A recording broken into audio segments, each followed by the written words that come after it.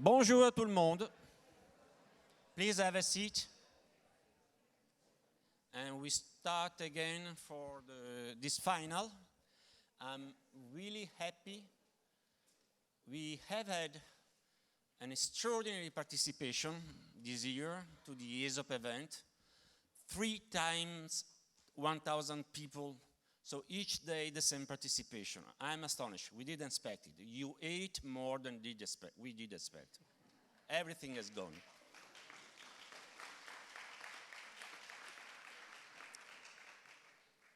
And I'm really glad that even today, on a gloomy Friday, when you see the real visage of Paris, the city where I live in, not the one we prepared for your visit. You know, even the room is plenty, and I'm very glad. I think this is a satisfaction for this morning lecture by my dear friend Alex Deffner, who has been instrumental in organizing this conference and the previous one in AESOP. And I want just to say a few words, very short words, for a long scientific biography before giving the floor to Alex for the final lecture. And then the assembly will follow the ordinary course, and we will do under the direction of Thomas Dillinger, President, we will do the usual business. But first, let me say that it's not by chance that we have Alex Deffner today here. Athens has been a city of Olympics, you know, since the beginning, but even recently, and we thought, you know, to have an example of not a major city. We are in Paris, we are happy, a big, super gigantic megalopolis, plenty of resources and means. We want to hear from the other side, from if you like, from the backside of planning. And we wanted to hear from Alex Deffner, who has been a professor. That's the reason why I invited him, actually, of leisure planning. So this is the mission that he leaves us. Has been a professor of urban and leisure planning for years in Volos. And he has been the one who introduced tourism and cultural planning into the Greek academy, and I would like to add largely into the AESOP world. Notably, Alex Deffner studied in London, at the London School of Economics, a long time ago, doing his PhD there, and was able so to bring together the different traditions of planning and economic analysis, and eventually brought this into cultural management and tourism and the analysis of tourism. I want just to remind, among the long list of publications, just a couple. One with Maloutas on Athens after the games, and I suppose that some of the, before the games, and I suppose that some of the, in 2002, some of the findings will pop up during the conversation, and another with another colleagues in Athens I've been working with on the cultural clusters, which is another of the topic that Alex brought forward. As you know, as we already said, Alex Deffner had been the organizer, or however, the responsible for the organizing the event for AESOP for a long time. I'm just a messenger. And he's just an angel, a messenger for AESOP on this topic. So he will, I'm sure, continue to give his wisdom to our large community, and I'm very happy today to listen to this lecture. Alex, the floor is yours.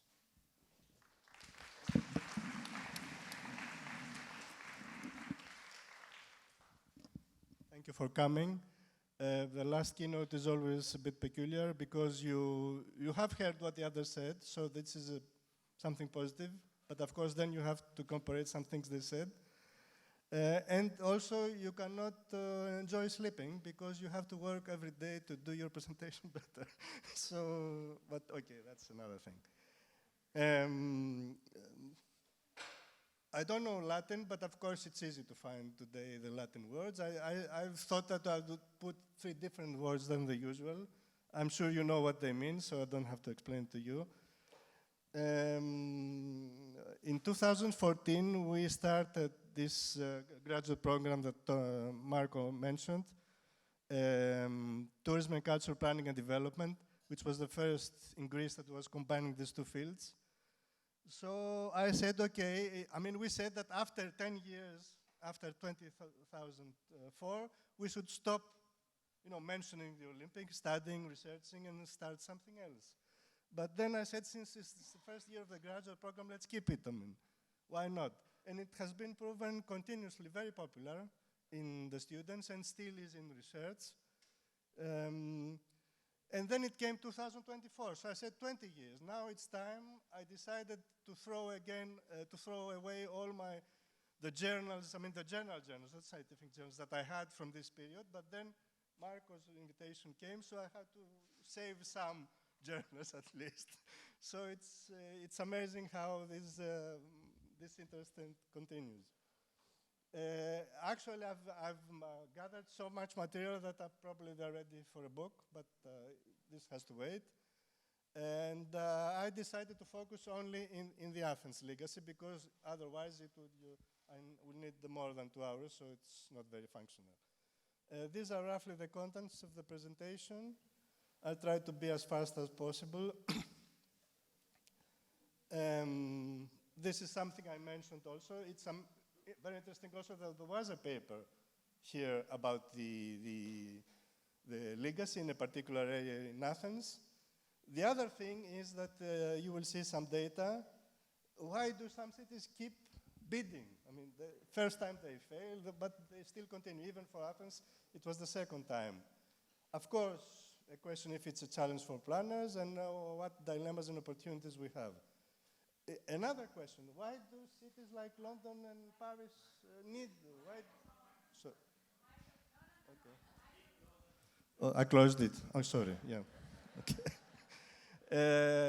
And it's not only that. I mean, you remember, of course, better than me that London won the Olympics against you, but you insisted. I mean, Paris insisted. Why? Why do they need it? Of course, the issue of scale is very important. If you want to organize the mega event, you need big spaces and things like that. I think the time factor is also very important. And you know better, of course, Brodel's approach and also other elaborations, and the temporary urbanism approach, also with an excellent book by Ali Madanipur. I think the most characteristic citation was said by Jacques Roch. If you remember, he was the chair of the IOC. When the lady that was responsible for the bidding came back, she started showing him maquettes and everything and said, we are working now fast because there was a long delay. And he said to her that whatever you do, you cannot buy time. I mean, the opening day is 27th of July, I don't remember. You have to start there. You have no more time. So I think this was a very good citation. And I always say it also to my students. The point is, okay, economic development and special development is one argument, but of course probably there are some other reasons. I think the most important thing we have to examine was actually the subject of the mobile workshop I went yesterday. What role can sport play in urban generations? And of course, the issue of competition and everything else. And another thing that came in my elaboration, because I always, I had also the chance to initiate the issue of city marketing and branding in the Greek academic world, if any role can be played by city marketing and branding. Okay, these are some opportunities and dilemmas. I won't focus on these first, probably in the other ones. But of course, you need a new landmark. You can have access to new markets and new resources. You can redefine the position of your host city in the various lists that exist, you know, how many they are, how many these are. And of course, the important thing is how do you construct, let's say, the identity of your city through various means. And what happened, probably maybe this started from the United States, how to use events as element of public policy, or of course urban policy. Now, probably this is the more interesting. There are some things that are more negative, let's say, and some more positive, not always positive or negative at the end of the, so there are many dilemmas one can choose, competition against sustainability or against probably something else, versus flagship projects versus small scale. This doesn't mean that they cannot coexist. Short-term impacts, long-term impacts, the fact of the secular event, Brudel short durée, or the process, which is the long durée. Something that came up after over-tourism, if we do something for a tourist that it's against the residents. Since I grew up with Lefebvre, of course, I have to use something from him, that the negative, let's say, although I don't believe it's fully negative, the routinization of everyday life or the uniqueness, and also planning considerations regarding isolated, let's say, planning or integrated planning, and of course, failure to construct identity and civic pride versus sense of place. Now, I try to do something different, I mean, to try to see one of the many things we learn from sports, and I think we can learn a lot, is that you have to fail before you succeed. I mean, nobody gets the first time, except for Greece, of course, who got the Euro 2004. And it will not be repeated. I mean, we heard this year that there will be perhaps a new Greece, but sorry, I mean, this was unique. Sorry, Zeynep, but Istanbul is at the top of the table 5 times, Rome 4 times, Paris made it the 4th time. Of course, I put only the, let's say, the more recent bids. But still, I mean, I don't know, 6 cities had to try twice to achieve that. And Brisbane, I don't know if I've seen it here. Yes, you had to wait 40 years. As I said, patience is rewarded, as I said in the Helsinki Congress also. Another, I tried to find a list which is the most subjective of all. I don't know if you know the journal Monocle. A very interesting one. Some people say that it's more, let's say, light, but still they publish every year a list according to their criteria, which are more or less quality of life criteria, of the best cities to live and work. And this time again, after some years, Munich came first. Thomas, where is it? Vienna was last year first, sorry. Now you're second. Yeah. And still we see some, but not many, cities that are in this list and have organized Olympic Games, I mean, in recent years, because Helsinki was quite far in time. So Athens came into the first 20 from last year. It was the first time the city was number 20. Now, another thing is the size, as we see. We thought that Athens was the first small city that organized Olympic Games, but of course Helsinki was. It's still the smallest capital since 1960, after Rome, and the smallest city since Montreal in 1976. But of course, after Athens, we see that there is a turn to big cities, till Brisbane in 2032. So the size seems to play a role, but not. Now, this is a very interesting book. I don't know how many of you read it. It's not only about soccer. It is about also mega events and the importance of slide. This was an inspiration from some of the elaborations I did. And I think it's a very good example of a tendency that is called pop studies, a phenomenon which also includes urban studies. There are many issues here, but I want to go into the details. If the focus is the UK, there is a variety of issues in the development of study as multi-purpose facilities.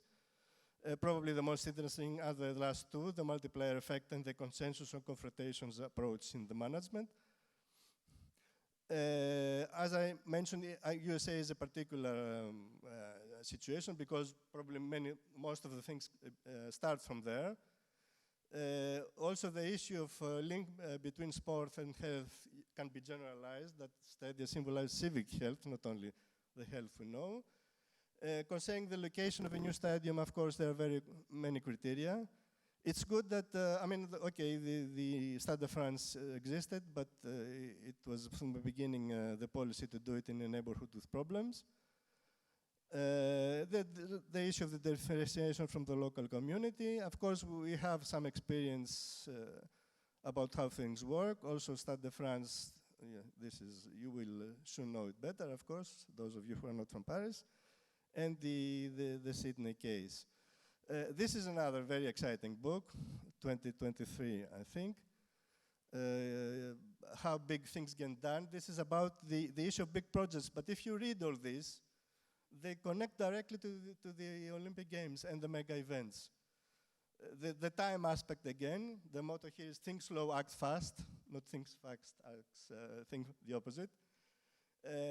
Start from the most basic question, why?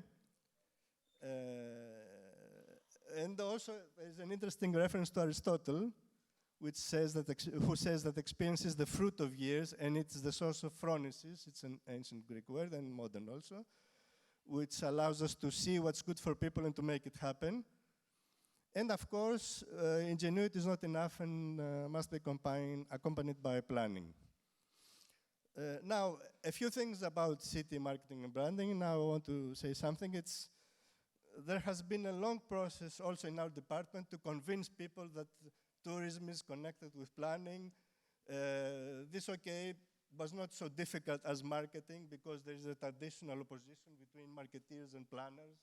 You know, the ones believe that the others are not doing the right thing. But as I said, I'm happy that we established this field and we organized two conferences, two national conferences, very popular and successful. Some people believe that marketing is just, video or some brochures or whatever, influencers, farm trips, exhibitions. But of course, the important thing is to have a plan, to have a strategic plan. Now, I'll go fast to that. One important thing that is also crucial for the legacy is that it was not really successful to have steady as tourist attractions. I mean, this is something that could easily be done after the Olympics. But not many cities managed to do that. Of course, this can be because of the design value. Both cases in Munich, and of course, the first stadium is not working anymore, but it's one of the most successful examples of reuse. And of course, another thing not related to the Olympics, that the role that teams play. Of course, here we have a complaint that most things are done for the tourists and not for the visitor, and we know that. I believe that city marketing can be the main link between special event cities and stadia. Of course, we have some interesting cases how, for example, a stadium like the city of Manchester was changed after hosting the Commonwealth Games, not the Olympics, and became the home of Manchester City, and similar like that. We have also a change of feeling, and I think that's important. Psychology and behavior is always very important. I mean, there was a negative approach for the Amsterdam Arena when it was part to claiming the Olympics, but when it turned to be the home of AESOP, this feeling changed. In the case of the Alliance Arena, of course, it's and the referendums, which are usually popular, let's say, it was a reaction that whatever you do, okay, but not in my backyard, as you know that. So we come now to the main subject, how I move with time. How I move with time, okay.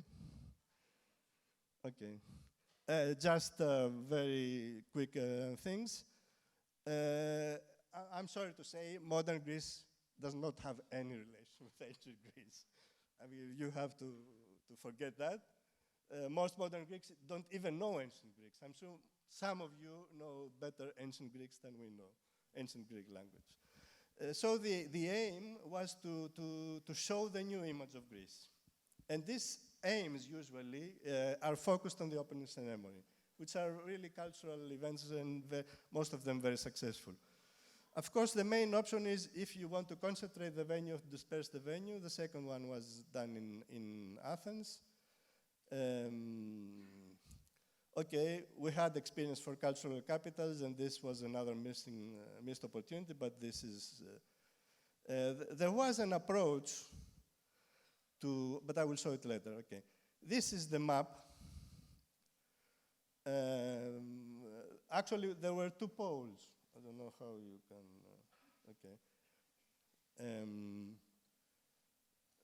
This pole here is the Hellinikon, which I will show you later, the southern pole, and the other pole was around the Olympic Stadium, which is the further in the north. Of course, there were some spaces dispersed, as I said, but not forming concentration.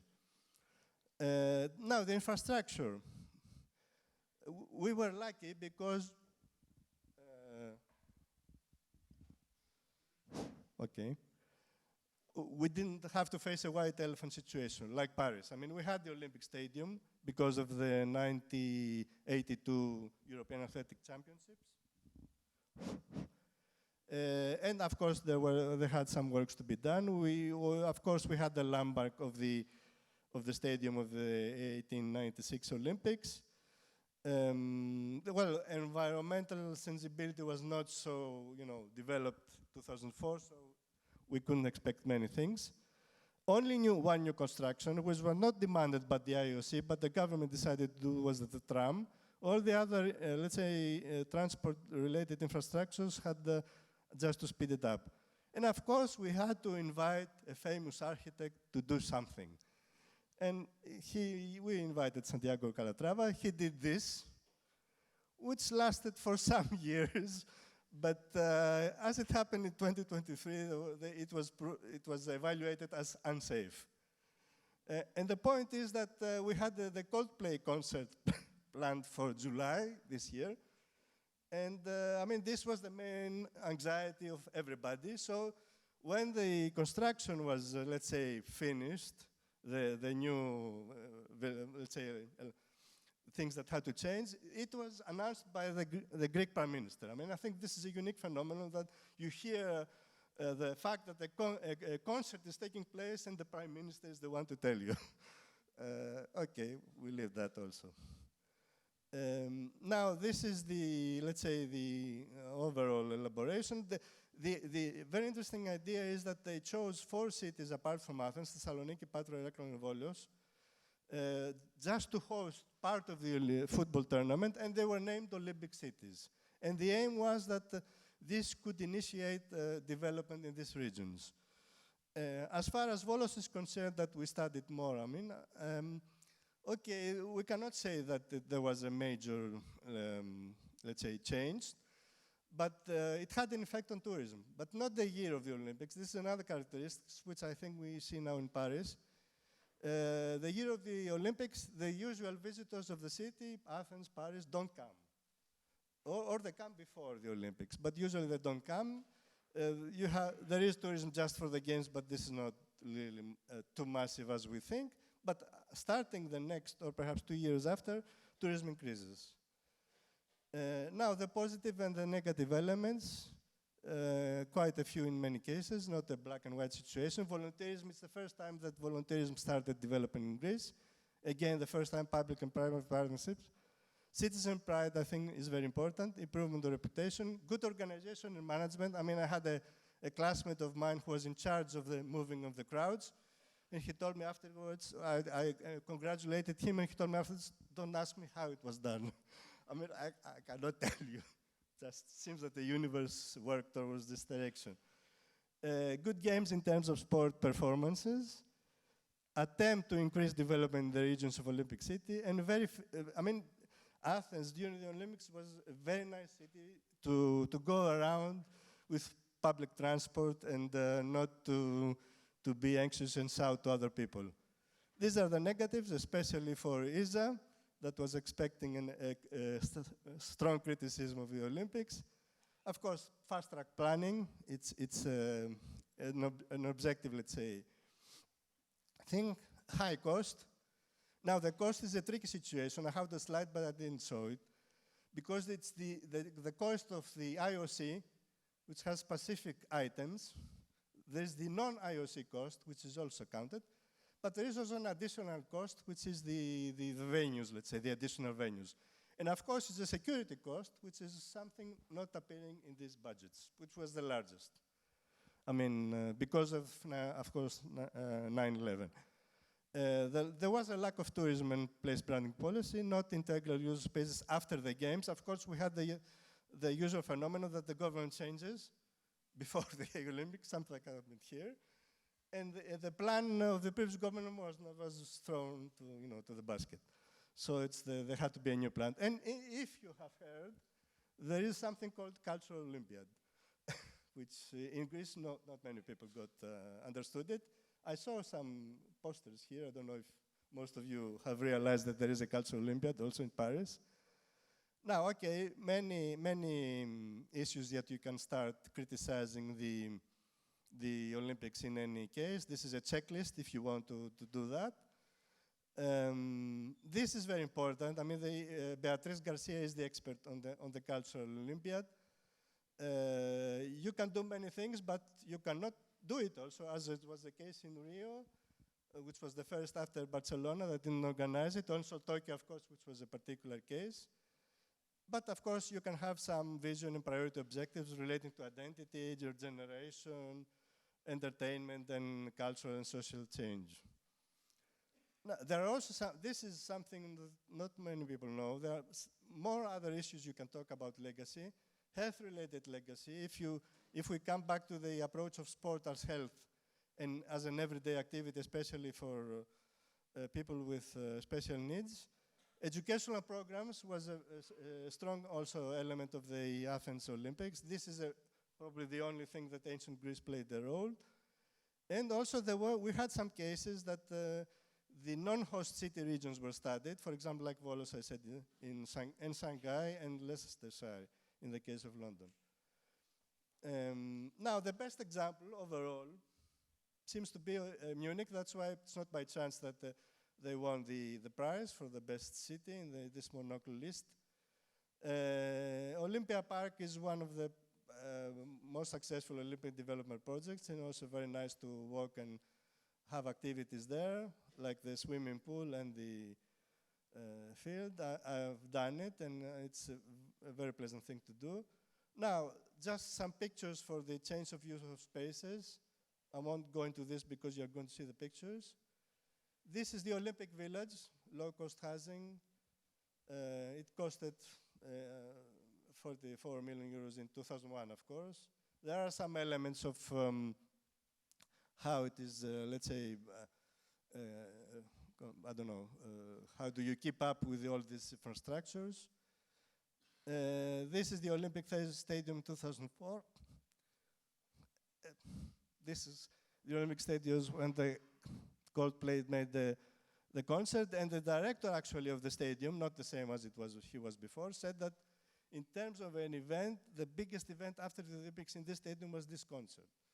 I mean, it was a very, very good concert, but you had to have 2 pages of instructions how to be sustainable, and not affect the environment, which is okay, I mean. This was an interesting project. It's the National Broadcasting Center, terrible building, as you can see on the left, but on the right, it has been transformed into a shopping mall, let's say the most expensive of the existing ones in Greece, which was also awarded as a shopping mall. This is the Olympic Hall before, in another area of Athens, as this is after. You say, okay, what a nice, actually it was, this theater had the best seats ever in Athens. It's the only one that can be so pleasant.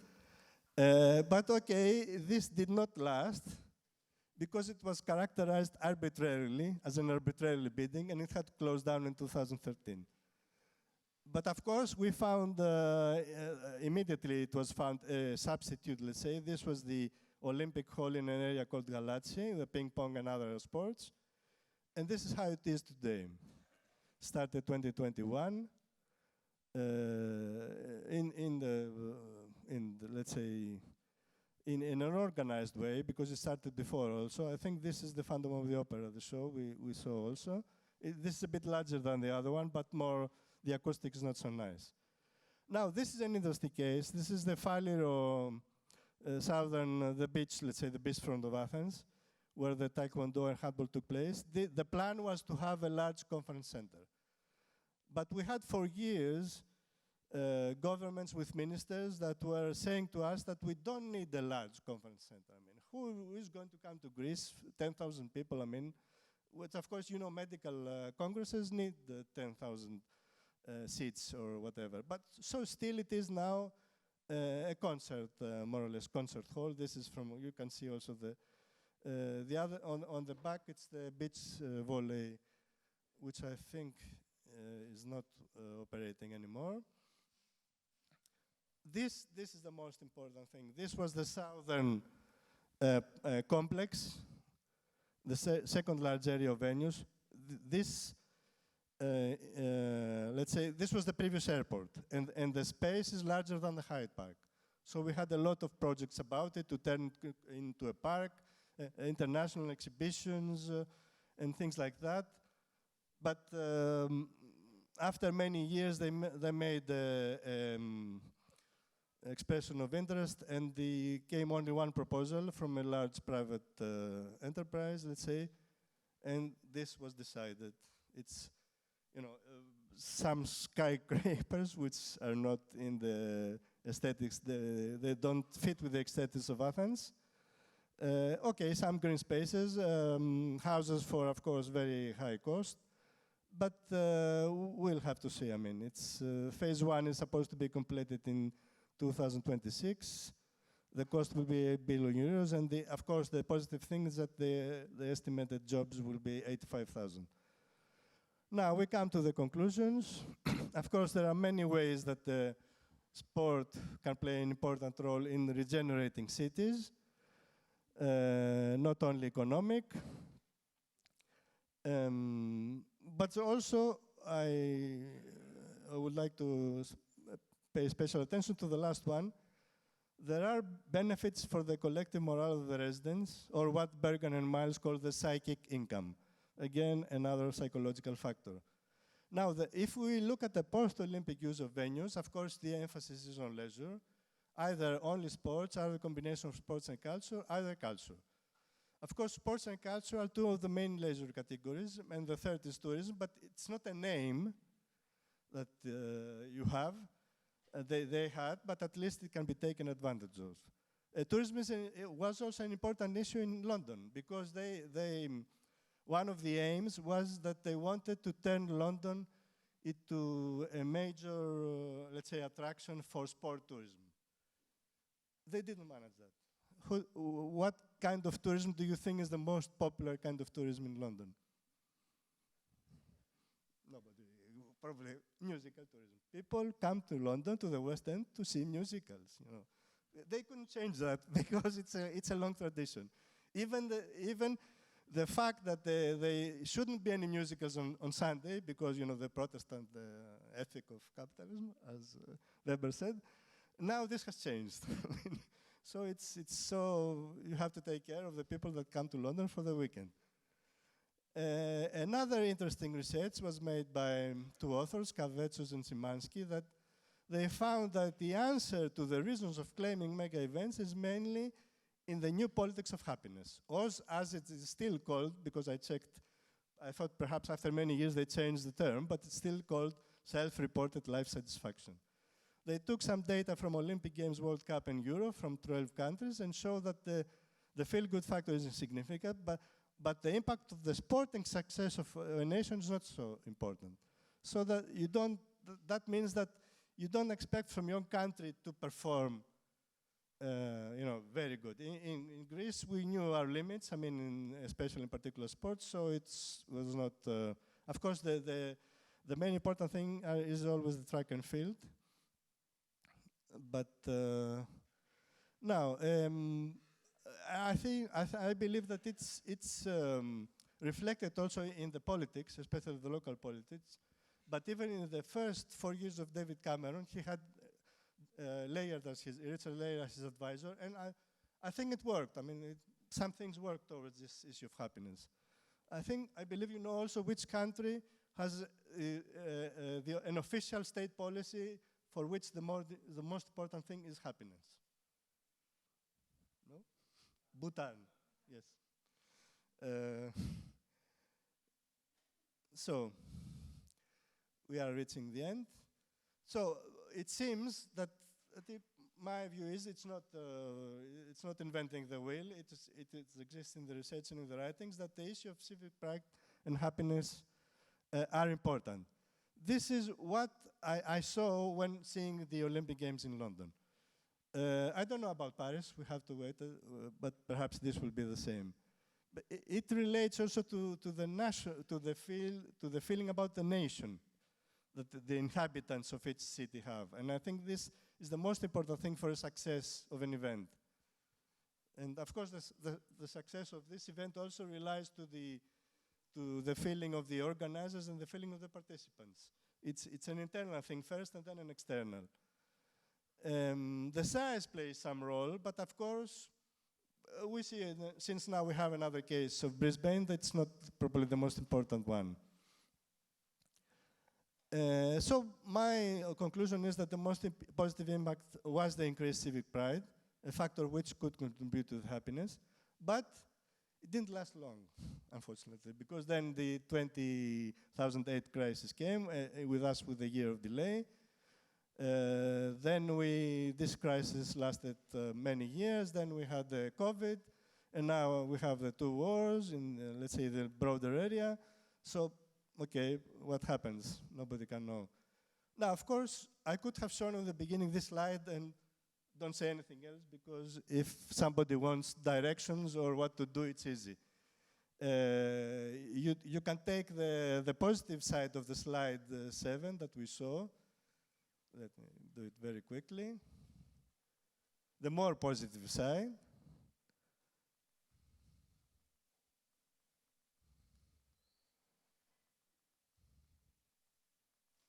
Where is it? Here. And work on it. And be based on it and do what you can do after the games. Because if there's no time during the games. This is one thing you can do.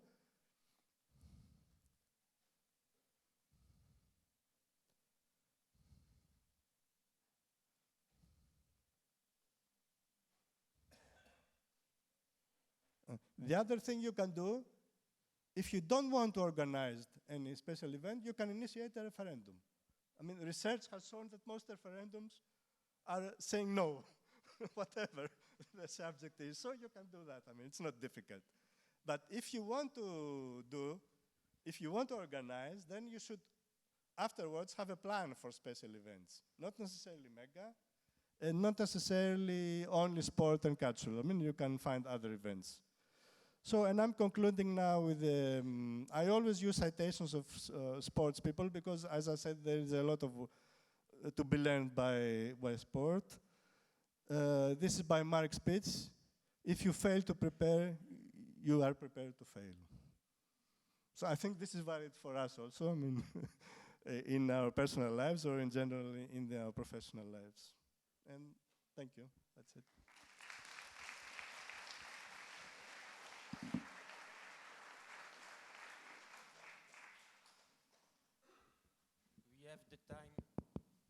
We have time for a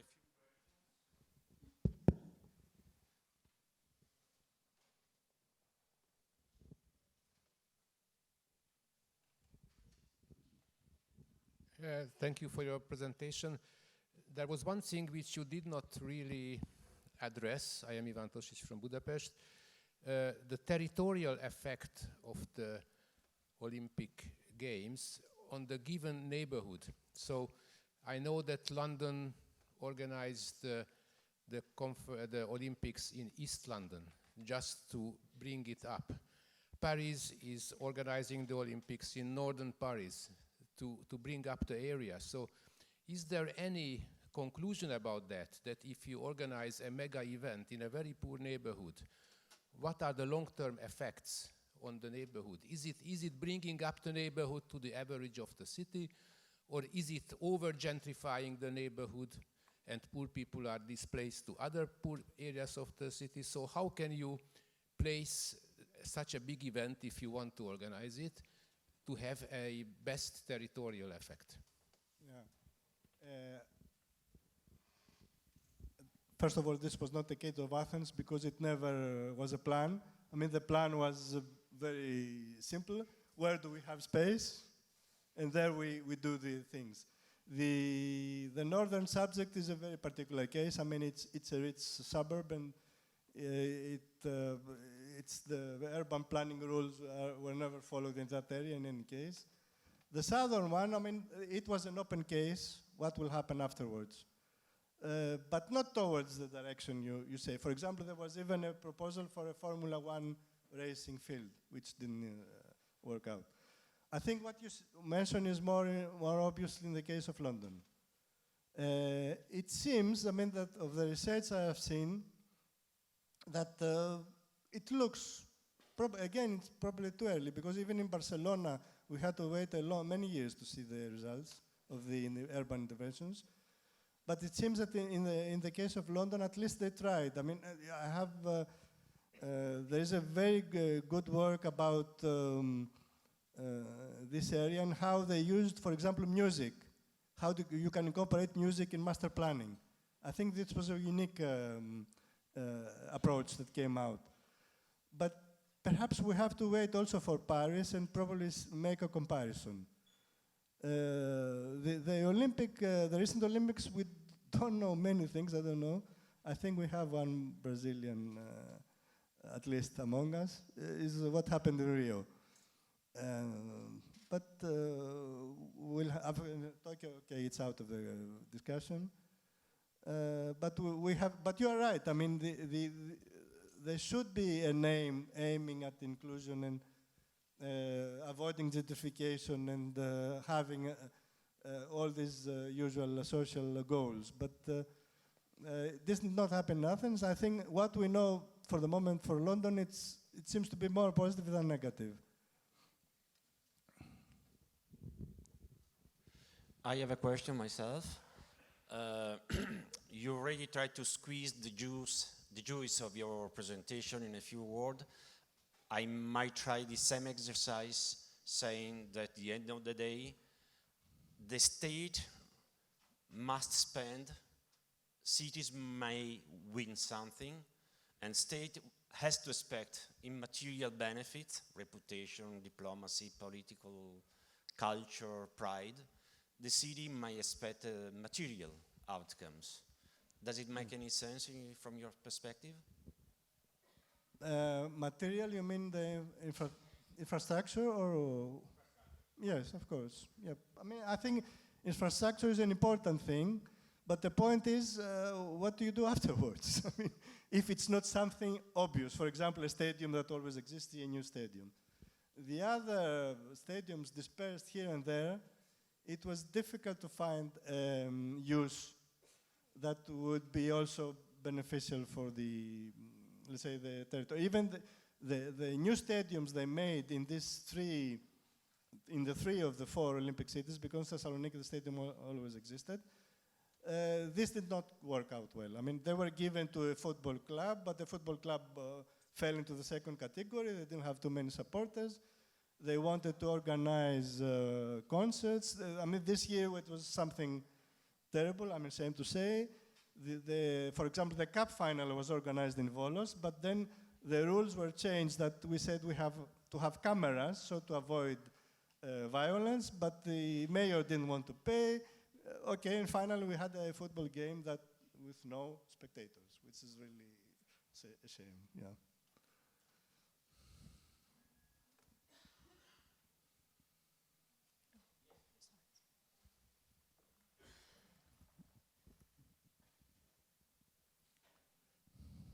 Thank you, Alex. I'm missing somewhere in your presentation, and that would be the slide which shows for each city since Athens 2004, let's say, how much public money the city did pay for organizing Olympics, and the other column showing how much money city did gain from organizing Olympics. The picture would be full. Could you comment on it, please? Thank you. I mean, as I told you, I had a slide, but Athens only. If I put this slide, it will take much more minute and much more discussion. But the point is that as I said, there's a trick with the budget. I mean, the budget of the Olympic Committee has always been positive. But this is not the only budget. It's the non-Olympic Committee budget, the additional venues, and the additional costs like security. In Greece, we had to wait many years for the final results, and they were negative, of course. But as I said, this is something you have to take advantage, because the positive effects, for example, tourism that came after 2 or 3 years, some other interventions perhaps, are not shown. So you have to have particular research for each case, I think, of the Olympics to be able to give a clear conclusion, I mean. But the general idea is, if you expect to earn a lot of money, let's say in the first year, probably it's a risk, it doesn't work. But if you went to make some investment for the long term, it could work. Yeah, I don't know. But the fact is that I believe that people, I mean, cities that bid, continue to bid. This means something. Otherwise, there would be no interest. I mean, it was clear that there would be a disaster, an economic disaster. I'm afraid the show must go on, and so if you don't have any additional question, I thank you, Alex, for his lecture.